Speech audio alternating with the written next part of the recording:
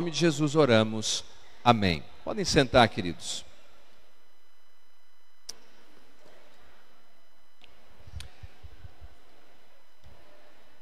Eu, essa semana, estive visitando a nossa irmã Rose.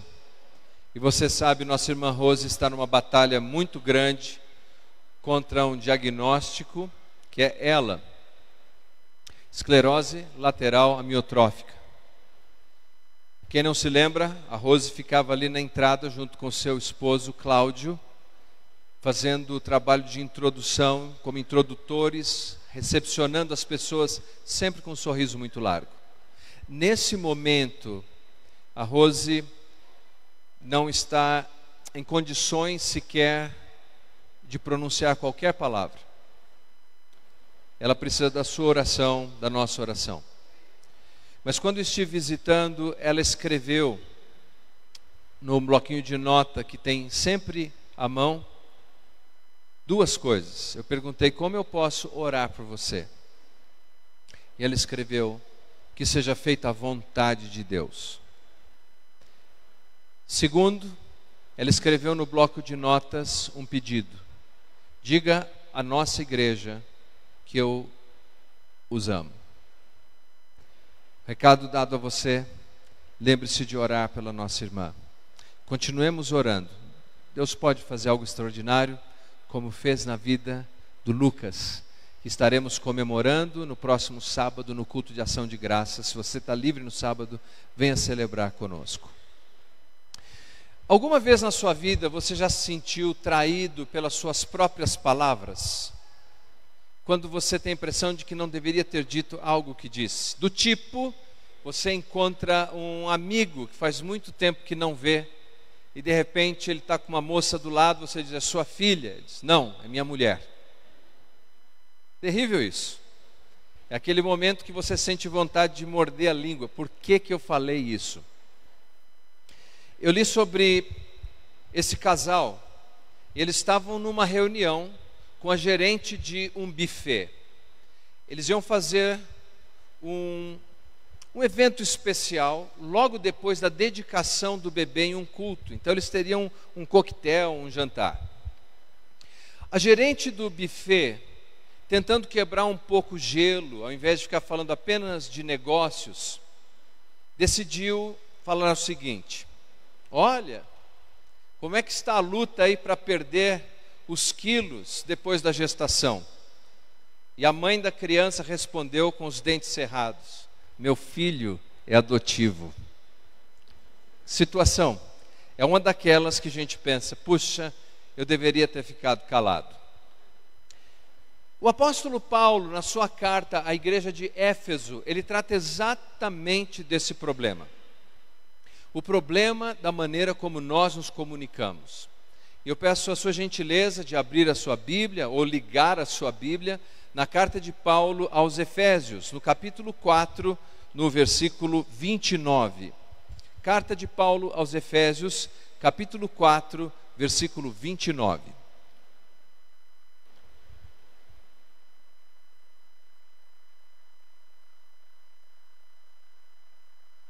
Se você encontrou, por favor, diga amém. Diz assim a palavra de Deus: não saia da vossa boca nenhuma palavra torpe, e sim unicamente a que for boa para edificação, conforme a necessidade, e assim transmita a graça aos que ouvem. Sabe, eu creio que essa exortação de Paulo, ela é tão importante. Eu creio que muitos relacionamentos não chegariam ao fim se observassem o que está escrito aí. Eu creio que menos filhos seriam rebeldes contra os seus pais se os pais considerassem o que diz esse texto. Cuidado com as suas palavras. Cuidado com o que você diz. Cuidado com o que você fala. Eu acredito que muitas igrejas sequer passariam por qualquer processo de divisão em torno de doutrinas pequenas e insignificantes para a fé cristã, só por causa da maneira como as pessoas tratam umas às outras. Eu creio que menos pessoas teriam problemas nas redes sociais se tivessem cuidado com a maneira como tratam umas às outras no uso de suas palavras. É curioso que o apóstolo Paulo, nesse texto, ele faz uso de um recurso que nós chamamos de hebraísmo. O que é o hebraísmo? É uma citação proverbial que remonta a um texto do Antigo Testamento.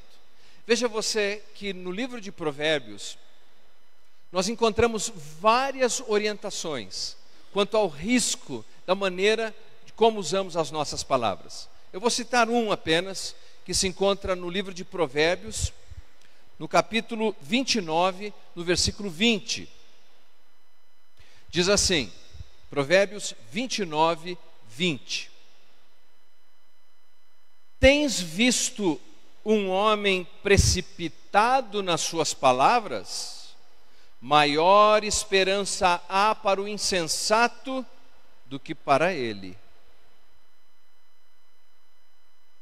O texto de Provérbios diz assim que um homem que é precipitado nas suas palavras é como alguém que está sempre na beirada ali do precipício, pronto a cair. Ele não pensa para falar. Ele fala o que vem na telha. O texto diz que há mais esperança para alguém que não tenha cérebro insensato, para alguém que não tenha mente, do que para alguém que é precipitado com as suas palavras, do que alguém que sai falando o que dá na cabeça. Há mais esperança para um tolo, para um insensato, do que para alguém que é verborrágico e fica falando qualquer coisa o tempo todo, a qualquer hora, sem medir as consequências das suas palavras. Paulo nos diz que temos que ter cuidado com essa desinteligência verbal. Ele diz: não saia da sua boca nenhuma palavra torpe. Nós sabemos o que é torpe, não sabemos? Nós sabemos o quanto isso é nefasto e faz mal. É curioso que o Novo Testamento foi escrito em grego. E a palavra que Paulo utilizou aqui é sapros. Essa palavra sapros significa algo que está num processo de decomposição. Por exemplo, um fruto em decomposição, ou um alimento em decomposição.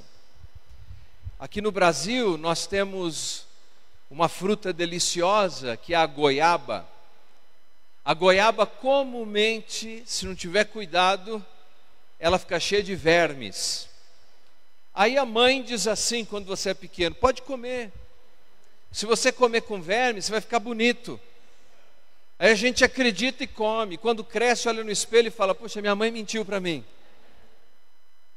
Nenhum de nós sairia comendo verme por aí espontaneamente. Paulo está usando uma imagem forte para dizer que palavras podem ser como algo em decomposição. Jesus usou o mesmo tipo de linguagem. Jesus disse certa vez que existe dois tipos de árvores na vida para descrever a existência humana. Que tem gente que é como uma árvore boa, que produz bons frutos, fruto útil. Mas tem gente na vida que é como uma árvore ruim, que produz maus frutos. A palavra utilizada para mau fruto é sapros, podre. Jesus usou numa outra ocasião para descrever o reino de Deus. Ele disse: o reino de Deus é como um homem que lança a sua rede, e na sua rede ele apanha vários peixes. Ele arrasta essa rede, e quando chega na praia, ele começa a separar aqueles que são bons peixes daqueles que são maus. Aquilo que é bom, que faz bem, daquilo que é podre, em decomposição e que faz mal às pessoas. Quando eu era garoto, meu pai decidiu me ensinar como caçar rã. Alguém aqui já caçou rã? Temos alguns colegas aí. E meu pai disse o seguinte: na época. Ele falou: Leandro, você precisa saber a diferença de rã e sapo. E ele pegou e disse assim: isso é rã, isso é sapo. Nós caçamos rã, não caçamos sapo. Nós comemos rã, não comemos sapo. Alguém já comeu rã aqui? É gostoso, né? A perninha, a coxinha dela é difícil de comer, mas é boa. Eu parei com isso faz muitos anos já, tá? Então você pode aproveitar a sua rã. Ele disse assim: isso é sapo, isso é rã. E para me impressionar, para que eu não esquecesse a diferença, ele me contou essa história, que certamente é uma ficção. Ele falou: Leandro, um dia um homem saiu caçar rã, mas ele acabou apanhando sapo. Levou os sapos para casa, preparou os sapos, deu o sapo para a família comer. E a essa altura eu estou com um olho desse tamanho. E sabe o que aconteceu, Leandro? Não, morreram todos. Agora pega a sua fisga e vamos caçar rã. Você me imagina como meu pai me traumatizou. Até hoje eu lembro dessa história. Aí quando vinham com um pratinho dizendo: você quer rã? Eu olhava e falava: sapo ou rã? Será que é sapo ou rã? O que é isso? Com a fisga na mão eu olhava para o bicho e falava: é sapo ou é rã? É sapo ou é rã? Porque um é altamente tóxico e faz mal, e o outro não. Paulo está usando essa imagem para dizer que na vida há palavras que são altamente tóxicas, e que essas palavras, elas fazem mal, elas poluem o ambiente, elas são nocivas a nossos relacionamentos. E no texto grego, na linguagem, a maneira como ele apresenta essa estrutura é no tempo presente, imperativo, negativo. Ele diz: não saia da sua boca. Ele diz assim: tem hora que vai vir alguma coisa surgindo aqui, mas você não diz isso, não fale isso, porque essas palavras podem ser altamente nocivas. Ela polui a mente e o coração das pessoas. Uma pergunta: você se lembra de alguma palavra que te ofenderam quando você ainda era criança? Deixa eu ver. Você ainda se lembra? Você era criança e te ofenderam? Eu, por exemplo, sofri muito bullying. Meu sobrenome é Tarrataca. Você pode dar asas à criatividade. Tarrasgado, carrapato e outras coisas que não me permite o ambiente citar. Eu lembro até hoje. Você não esquece dessas coisas. E um dos problemas que nós temos é que Jesus explicou a origem dessas palavras. Jesus nos explicou que a higiene bucal das palavras não começa na boca e nos lábios, começa no coração. Porque ele disse que é do coração que a boca acaba falando. A boca fala do que está cheio o nosso coração. Que tipo de palavras você tem usado? O que você tem dito às pessoas, a elas ou por trás delas? Veja, a palavra pode estar destruindo alguém ou edificando alguém. E tudo isso vem daquilo que está escondido dentro de nós. É uma higiene que tem que acontecer no nosso coração. E meus queridos, nós participamos de um culto aqui num domingo e depois passamos a semana inteira sendo bombardeados por palavras negativas, por mensagens negativas, por histórias que são ruins, e essas coisas vão entrando em nós. É por isso que a cada dia nós precisamos encontrar um espaço, buscar a Deus, pedir a Deus, ter comunhão com Deus, para que o nosso coração esteja cheio daquilo que comunique graça, que abençoe as pessoas, que encoraje as pessoas, que mude o dia das pessoas, que elas sintam o desejo de nos encontrar, porque nós temos uma palavra que vai fazer diferença positivamente. Quando eu terminei o seminário, você pode imaginar, fazendo mestrado em teologia, retornei para o Brasil. Eu fui participar de uma reunião em São Paulo, numa igreja chamada Calvary International Church, lá em São Paulo, que eu estava organizando um trabalho missionário. Eu e Julie fomos nessa reunião com o pastor Bill Fawcett. Teologia e Bíblia estavam saindo pelos poros. Saí de uma reunião abençoada, falando sobre ministério, andando nas nuvens. E quando eu e a Julie saímos de lá, eu tenho que dizer, a Julie dirige muito bem. Ela não dirige melhor que eu, mas ela dirige muito bem. Tudo bem, talvez ela dirija melhor que eu. Talvez ela dirija melhor que eu. Quando nós estávamos saindo daquela reunião, recém-chegado dos Estados Unidos, onde os carros davam 4 metros de distância de um para o outro, lá estamos nós no centro de São Paulo.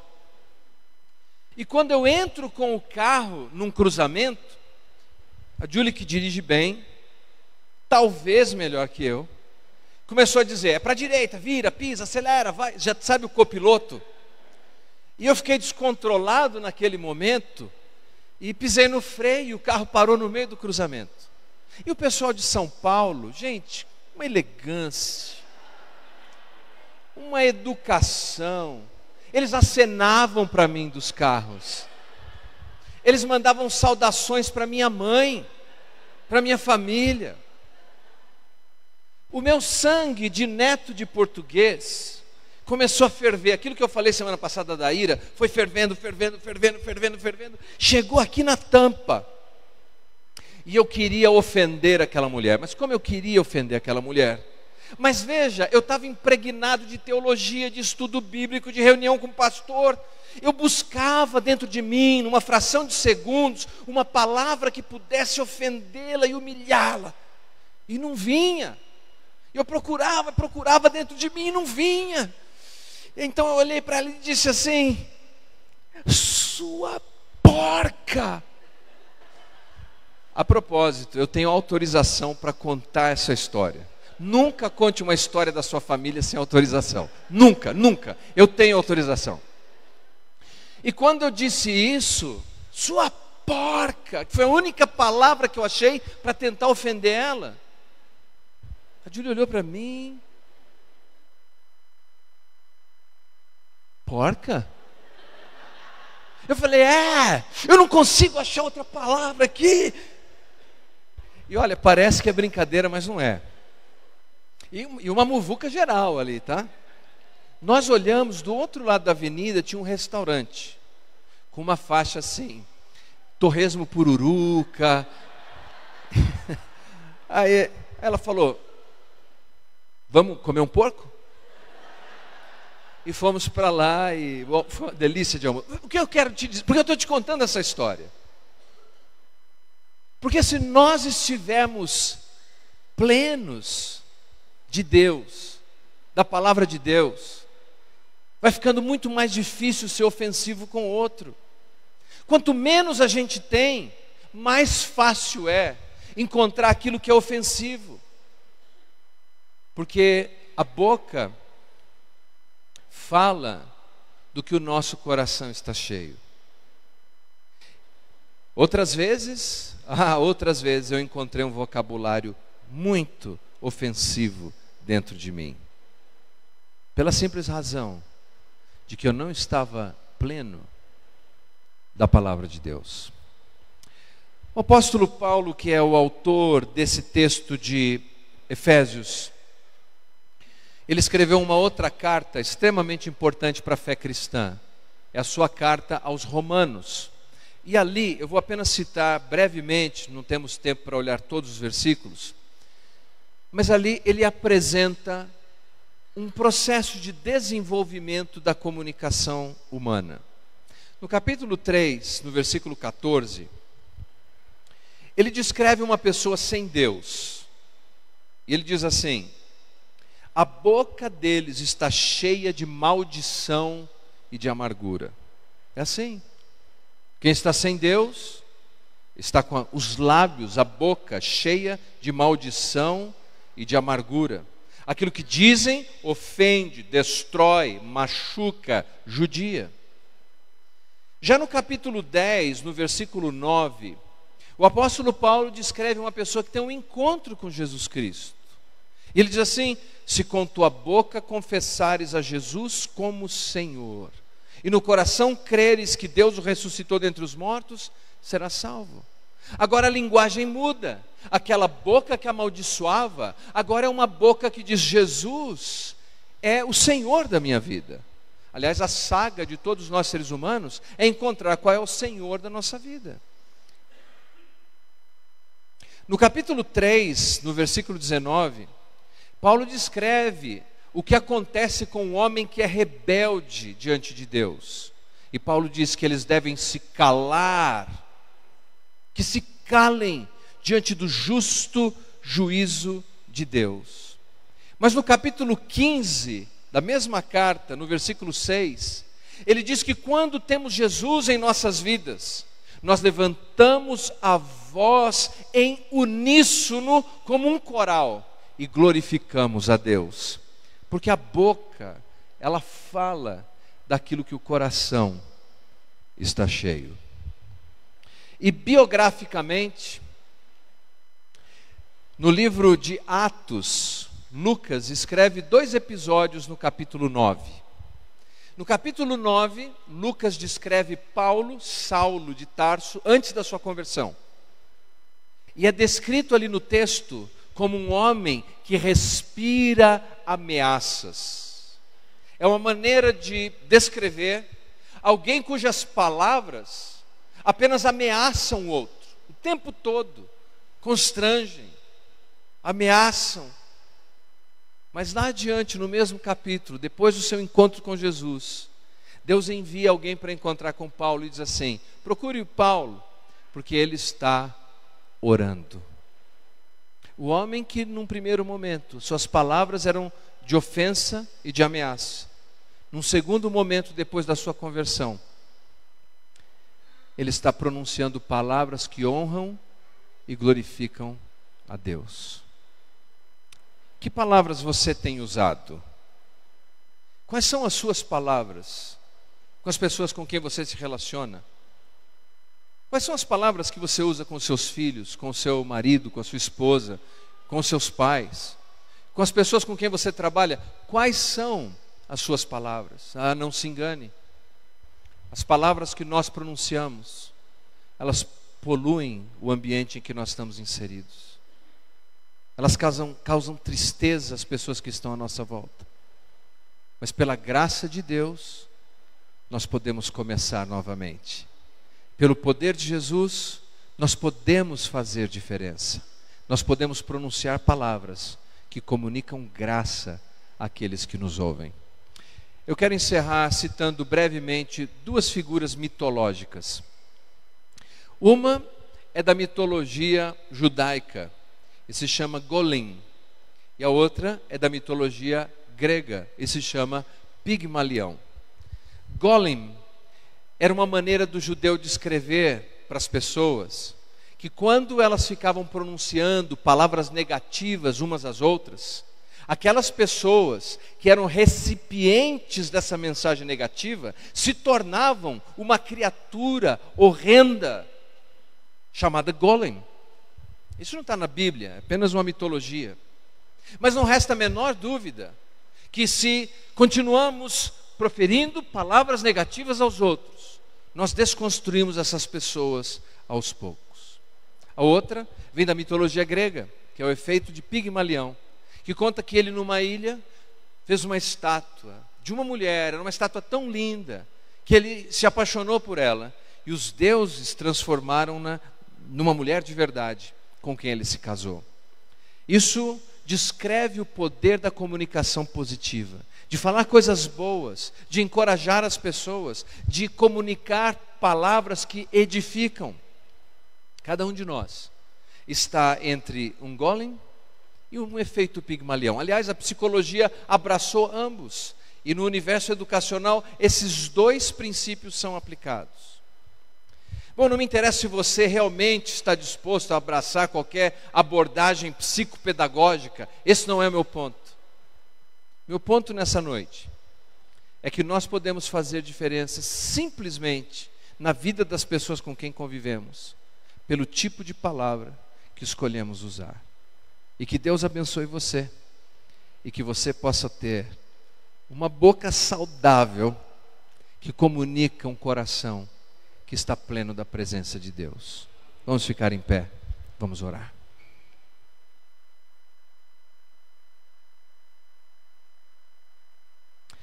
Pai querido, muito obrigado por essa noite. Obrigado por cada pessoa que aqui se encontra, que mesmo nessa chuva, decidiu estar aqui e buscar a Tua presença. Pai, nessa noite nós meditamos na importância de vivermos como cidadãos do céu, que tem uma linguagem do céu. Evitarmos, Senhor, palavras que causem danos àqueles que estão à nossa volta. Pai, Tua palavra é muito clara. Dá-nos a graça de vivermos o exemplo do Verbo vivo, da palavra que se fez carne, e que possamos ser pessoas abençoadoras, que conseguem divergir, mas divergir piedosamente, que tem sempre uma maneira de comunicar graça e encorajamento àqueles que estão à volta. Pai, ajuda-nos a termos uma linguagem que seja sadia, primeiro contigo e depois com aqueles que estão à nossa volta, onde quer que seja. E Senhor, se nós nos excedemos em algumas áreas, nos perdoe, nos ajude. Nós queremos fazer de novo, nós queremos fazer melhor, nós queremos fazer para a Tua glória. Em nome de Jesus, amém. Você recebe a palavra de Deus nessa noite? Amém? Olha, que Deus te abençoe grandemente. Muito obrigado pela sua presença. Que você tenha uma semana excelente e que por onde você passar, a sua palavra possa comunicar graça às pessoas.